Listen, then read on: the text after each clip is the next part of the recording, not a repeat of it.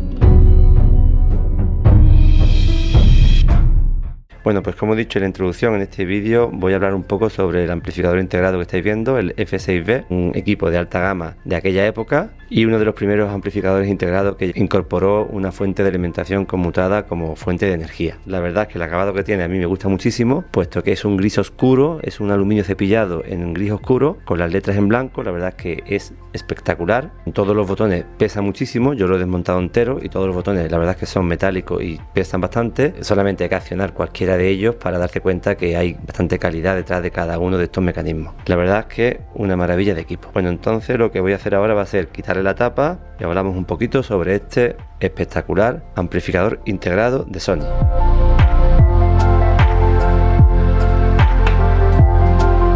Bueno, pues ya le hemos quitado la tapa superior y aquí podéis ver el interior de este fabuloso amplificador integrado. Bueno, lo primero que destaca en este amplificador es el peso del equipo. El equipo, si yo lo cojo, la verdad es que no pesa lo que uno espera de un amplificador de una potencia de 2 por 100 vatios. Y esto es debido a que, bueno, si sois observadores, este amplificador no incorpora el típico transformador de alimentación pesado, ya sea de este tipo o toroidal, pues no se observa en el equipo. En su lugar vemos esta caja negra que conforma la fuente de alimentación, es decir, este conjunto de aquí es la fuente de alimentación de todo el amplificador. Una topología muy distinta y muy diferente, no tiene nada que ver con la típica fuente de alimentación que vemos en la grandísima mayoría de amplificadores, compuesta por el gran transformador pesado y los condensadores de filtrado, junto con el puente rectificador, etcétera. Es decir, este equipo, que es de finales de los años 70, pues Sony ya implementa una topología de fuente de alimentación bastante compleja, que son las fuentes de alimentación conmutadas. En este caso Sony la llama fuente de alimentación bloqueada por pulso, que bueno, ahora más adelante en el vídeo pues miraremos aquí dentro y veremos un poco de qué va esto de la fuente de alimentación conmutada. No muchos amplificadores IFI de aquella época incorporaban fuentes de alimentación conmutada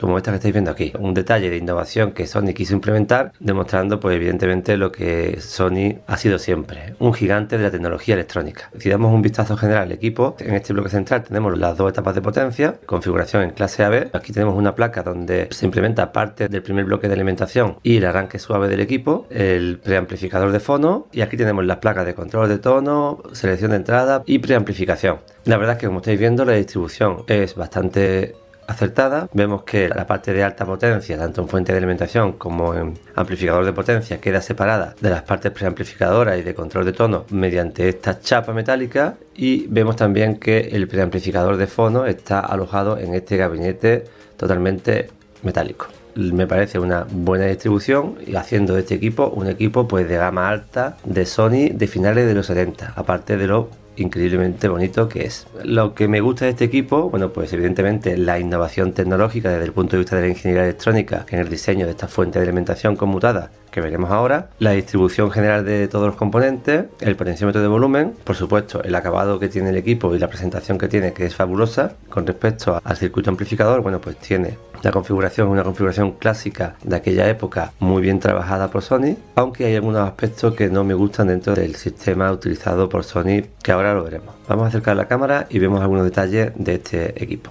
Bueno, aquí estáis viendo la placa amplificadora, donde se integran todas las etapas que conforman, digamos, la configuración clásica de un amplificador de audio, ¿no? Que ya cada fabricante, bueno, pues va ajustando en función de su diseño propio, pero que la verdad es que todos estos amplificadores responden a las mismas configuraciones. En el centro estamos viendo el relé de protección de altavoces, junto con ciertos transistores y componentes pasivos que están por esta zona, conforman la protección activa de los altavoces. Aquí estáis viendo los radiadores donde están adosados los transistores finales de potencia. La verdad es que cuenta con dos radiadores bastante grandes para una potencia de 100 vatios por canal. Como ya he comentado, hay una parte de este equipo que no me gusta, que es la utilización de estos circuitos integrados que se ven por aquí, que en concreto el modelo, creo recordar, CX171, que integra diferentes bloques para la configuración y estabilización del punto de trabajo del amplificador. La mayoría de los fabricantes esas etapas las solucionan con transistores discretos, sin embargo Sony lo solucionó con un circuito integrado específico fabricados por ellos para solucionar todo lo que son las fuentes de corriente constante, el doble amplificador diferencial de entrada, el circuito de control de vías y el control del amplificador en clase B. Una gran parte de la calidad de este equipo se centra en ese circuito integrado que tenemos justamente debajo de ese radiador. Por una parte, la verdad es que es un circuito integrado pensado específicamente para conseguir un rendimiento óptimo de un amplificador de potencia, pero el problema que tenemos ahora es que si estos circuitos integrados se averían, son increíblemente difíciles de conseguir originales. A las personas que tienen este tipo de equipo y están muy contentos con ellos y piensan que no van a cambiar de equipo, pues les aconsejo que intenten buscar por internet algún repuesto sobre el CX171. Forman el corazón de este equipo. Me han preguntado si son reemplazables o si hay algún equivalente. No hay equivalentes para sustituir al CX171. 21. Así que esa es la parte negativa de esta configuración electrónica. El integrado incorpora muchos bloques importantes para estabilizar y sacar el máximo rendimiento y obtener unas grandes prestaciones como amplificador de alta fidelidad, pero si se nos avería este integrado, pues tenemos un serio problema a la hora de reparar el equipo. Bueno, como medida preventiva, al hacer el recap del equipo, pues se colocan los condensadores nuevos de alimentación a los CX131, ayudando a alargar la vida de los integrados. Por eso es importante plantearse en este tipo de equipo hacer un recap completo de todo el equipo. Vamos a seguir viendo detalles del equipo. Aquí estáis viendo ahora en pantalla el bloque de alimentación, que sustituye a lo que ya hemos comentado antes, al típico transformador, puente rectificador y condensadores de filtrado que existen en la grandísima mayoría de los amplificadores de audio. En el fondo, esta caja negra contiene la fuente de alimentación bloqueada por pulsos, o también llamada fuente de alimentación conmutada, una placa electrónica a la cual le llega directamente de la tensión de red, el fusible de seguridad, arranque suave del equipo y los diodos rectificadores para rectificar directamente la tensión de red, y se filtra con estos condensadores, obteniendo entre estos dos cables que ingresan a la fuente de alimentación conmutada un valor de 320 voltios en corriente continua. Ingresa a la fuente conmutada y obtenemos la salida de la fuente conmutada por aquí. Aquí obtenemos más o menos 49 voltios con respecto a la masa del equipo, y esa es la función que tiene la fuente de alimentación conmutada: convertir los 320 voltios de corriente continua en una tensión simétrica de más o menos 50 voltios. Una cosa muy común que ocurría en todos los amplificadores de los años 70 y 80 es la falta de seguridad en las conexiones donde tenemos altos valores de tensión eléctrica, como por ejemplo en estos puntos de aquí. Fácilmente se puede tocar con la mano y yo me puedo llevar una descarga de 320 voltios en corriente continua que puede ser letal. Por eso siempre digo que los equipos electrónicos nunca debemos de abrirlos y manipularlo en su interior, porque hay zonas fácilmente accesibles en las que me puedo llevar una gran descarga eléctrica. Entre este punto y este punto, ahí justamente tenemos 320 voltios de corriente continua, y entre este punto y este punto tenemos 100 voltios de corriente continua, aparte de los 230 voltios de corriente alterna que tenemos en todos estos puntos de aquí. Es bastante peligroso manipular el equipo. Recordad que los condensadores electrolíticos se pueden quedar cargados con estos valores de tensión que estoy comentando una vez desenchufemos el equipo. Por eso nunca abrir y manipular equipos electrónicos. Peligro de muerte. Pues esto es muy típico en casi todos los amplificadores vintage, que los puntos donde hay tensiones peligrosas no están protegidos. Incluso al abrir la tapa, con la misma tapa, tocar estos contactos y llevarme una descarga eléctrica. Bueno, pues continuamos entonces con la descripción de lo que estamos viendo, que aquí tenemos otra serie de componentes electrónicos. Bueno, estos son los condensadores de salida de la fuente de alimentación. Desde esta zona de aquí, sacar tensiones para alimentar las diferentes etapas del equipo. Todos los condensadores que monta este equipo son Nichicon, absolutamente todos. Como detalles quiero que veáis el potenciómetro de volumen que incorpora. En metálico regulamos el nivel de señal de volumen a la entrada y a la salida de la parte preamplificadora. Bueno, podéis ver que efectivamente es de la serie Alps y la verdad es que es un potenciómetro de mucha calidad. En pantalla estáis viendo la letra de refrigeración para evacuar el calor que producen los transistores finales de potencia. Aquí tenéis los dos transistores de un canal, transistores de Hitachi, específicos para amplificadores de audio, con una potencia máxima de disipación, cada uno de 100 vatios. Son transistores muy buenos, capaces de soportar corrientes de colector de hasta 12 amperios. Es muy importante renovar la pasta térmica que facilita el flujo de calor entre el encapsulado del transistor y el radiador térmico. Bueno, pues acabo de quitar los tornillos que sujetan la fuente de alimentación al equipo. También he quitado los tornillos de la tapa, los tornillos traseros del radiador interno de los transistores a la caja de aluminio fundido a alta presión, y podemos acceder ya al circuito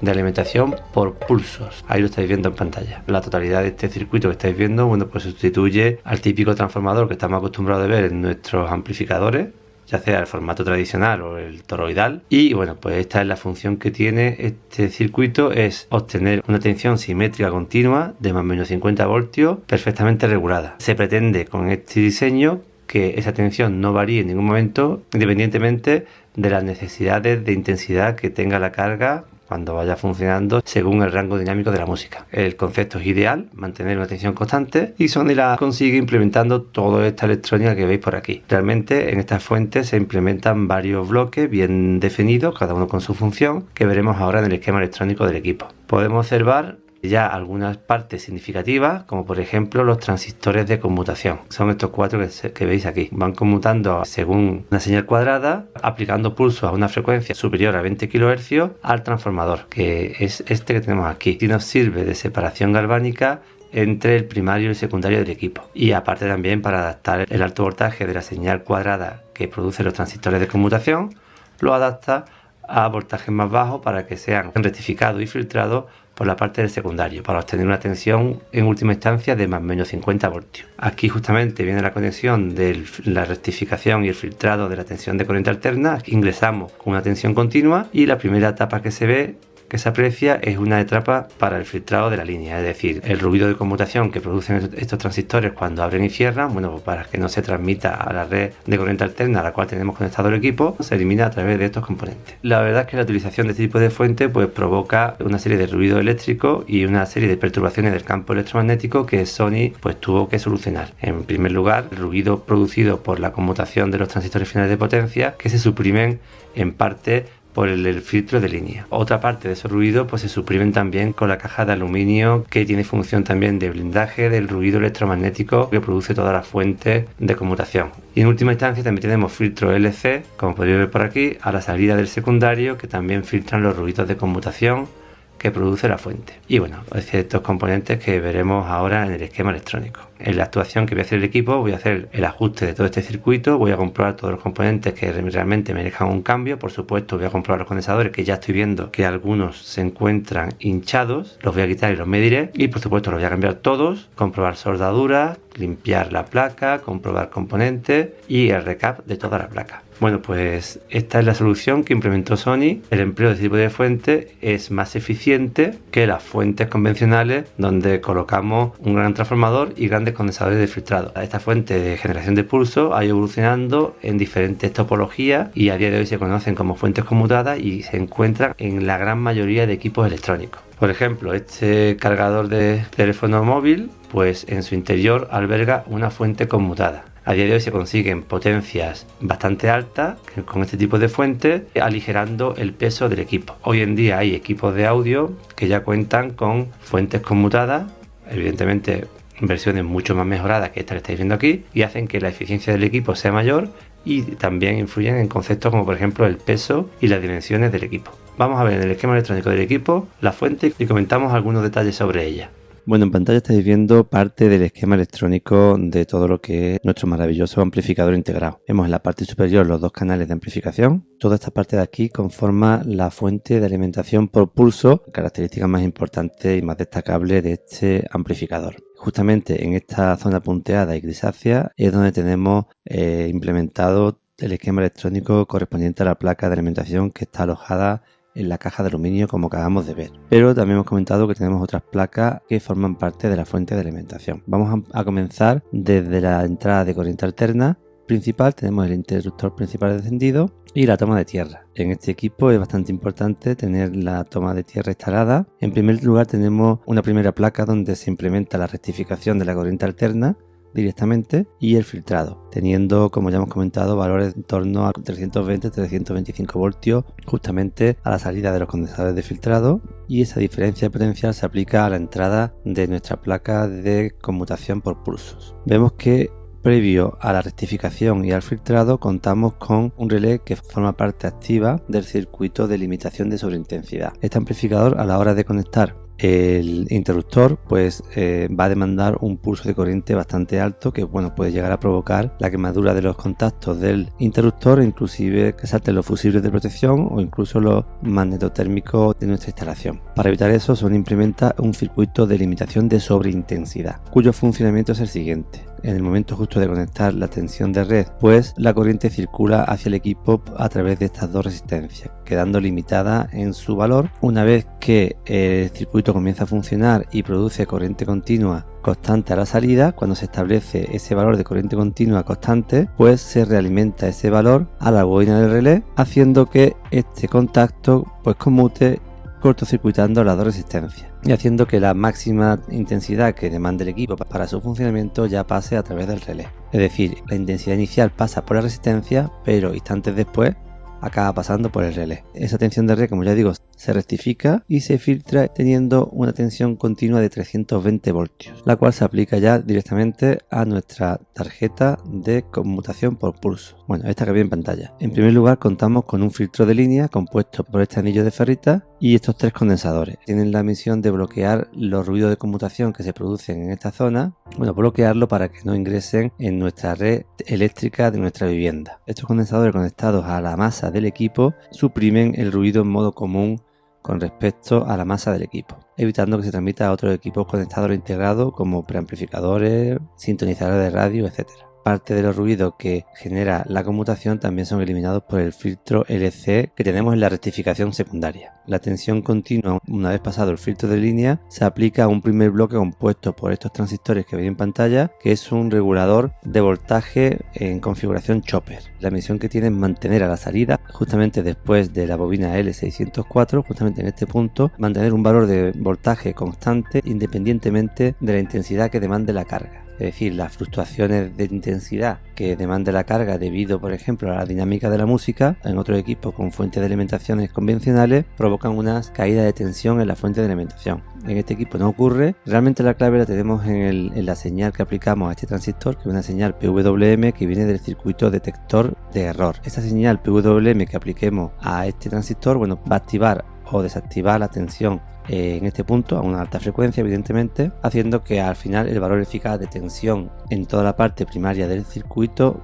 sea constante. Esa señal PWM es proporcionada por este circuito detector de error que vamos a analizar ahora, pero me gustaría destacar la función principal que tiene el filtro LC compuesto por esta bobina y este condensador, que se encargan de suavizar la tensión continua aplicada al resto del circuito de la fuente de alimentación. También es importante el funcionamiento de la actuación de este diodo para liberar la energía almacenada en esta bobina en los tiempos en los que estos transistores están cortados. Bien, el siguiente bloque, como ya hemos comentado, es el circuito detector de error, el cual está compuesto por un amplificador diferencial, como estáis viendo, cuyas entradas, pues en una entrada tenemos una tensión de referencia establecida por este diodo Zener y a la otra entrada aplicamos la suma de la tensión de salida, que la obtenemos a través de este divisor resistivo, y una muestra de la señal cuadrada del circuito de conmutación o del inversor. Esa señal cuadrada es integrada a través de este condensador y esta resistencia, obteniendo una señal triangular que se suma con la señal de salida y la aplicamos a la entrada del amplificador diferencial. Esa señal se compara con una referencia obteniendo la salida del colector del Q606, una señal PWM, la cual actúa sobre la base de Q604 y controla la conmutación de estos transistores, haciendo que en este punto tengamos una tensión cuadrada constante, la cual filtrada por el filtro LC, obtenemos una tensión continua constante. Estos transistores conforman el circuito de arranque del circuito inverte, que es este que tenemos aquí, el cual genera una señal alterna cuadrada, la cual se aplica ya directamente al transformador, cuya función es de ofrecer un elemento galvánico entre primario y secundario y reducir a valores más bajos la tensión de la onda cuadrada del primario, obteniendo en el secundario de este transformador una onda cuadrada alterna de menor voltaje, la cual es rectificada por estos diodos de alta conmutación, filtrada y suavizada por estos filtros Pi LC, obteniendo ya por fin una tensión de más/menos 49 voltios constante independientemente de la demanda de la carga. Ese es el objetivo último de todo este diseño electrónico, además de reducir el peso del equipo. Hoy en día la gran mayoría de circuitos electrónicos están alimentados por fuentes más modernas dentro de la familia de las fuentes conmutadas. En la parte trasera del equipo contamos dos entradas de fono. Mirad, los conectores del fono vienen chapados en oro, diferente al resto de conectores, una etapa de fono para diferentes cápsulas fonocaptoras, entrada de radio, dos entradas auxiliares y dos bucles de grabación y reproducción para dos cintas cassette, el puente para separar la etapa de potencia del preamplificador, es decir, podemos utilizar el equipo como preamplificador o bien podemos utilizarlo como etapa de potencia conectando la salida de otro preamplificador que tengamos. Dos salidas de altavoces, aquí sí es verdad que los conectores no pusieron nada especial, pusieron conectores normales, el selector del voltaje de entrada y la tomas de alimentación. Es importante este detalle que nos pone aquí Sony, que el equipo siempre debe estar conectado a la tierra de la instalación eléctrica donde tengamos conectado el equipo. Es muy importante para un correcto funcionamiento de la fuente de alimentación del equipo y por seguridad de que tengamos el equipo conectado a la toma de tierra. También, entre otros motivos, porque parte de los ruidos que produce la fuente de alimentación conmutada se derivan a la tierra de nuestra instalación eléctrica. Bueno, estáis viendo que el equipo es, para mi gusto, precioso, con este frontal en aluminio cepillado, en gris oscuro, con todos los mandos metálicos. La verdad es que pesan bastante, son todos metálicos. Bueno, he procedido a repararlo y hacerle un mantenimiento integral. Una de las acciones de mantenimiento que le he hecho ha sido, por supuesto, cambiar todos los condensadores electrolíticos del equipo. Lo he cambiado todo, he cambiado también algunas resistencias que estaban envejecidas, he ajustado todo a los valores de fábrica y el equipo ha quedado listo para funcionar.